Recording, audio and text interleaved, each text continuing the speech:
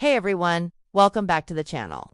Today, we're tackling a big topic, how to sell your restaurant. It can feel overwhelming, but don't worry. We're going to break it down step. We'll specifically focus on an asset sale, which is the most common way to sell an independent restaurant. Ready? Let's dive in. First things first, get your restaurant in order. This means preparing all your financial documents. You'll need at least 3 years of profit and loss statements, balance sheets, and tax returns. Clean books are a must. A potential buyer will want to see exactly what they're getting into.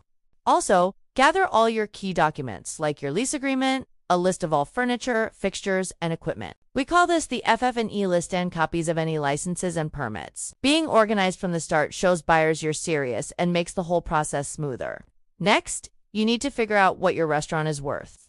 This is called valuation. A common method is using a multiple of your seller's discretionary earnings, or SDE. SDE is basically your net profit plus any owner's salary, benefits, and other non-essential business expenses.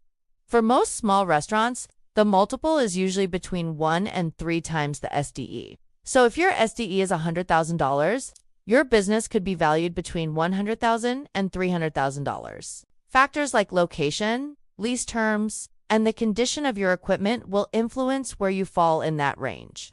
Once you have a price, it's time to market your business. But here's a crucial tip. Be confidential. You don't want your staff, customers, or suppliers to know you're selling until the deal is nearly done. This can cause panic and hurt your business.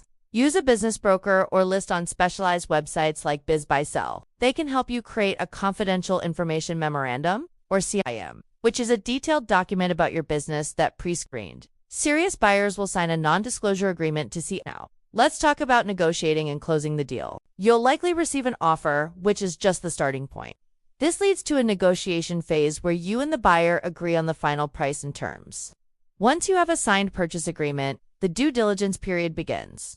This is when the buyer verifies all the information you've provided. They'll look at your books, inspect the equipment, and review the lease. If everything checks out, you'll move to closing. This involves transferring the lease, utilities, and licenses, and of course, getting paid. Selling a restaurant is a marathon, not a sprint. It takes preparation, patience, and the right strategy.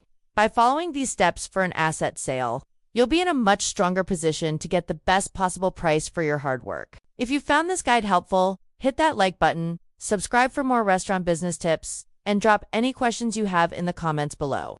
Thanks for watching, and I'll see you in the next video.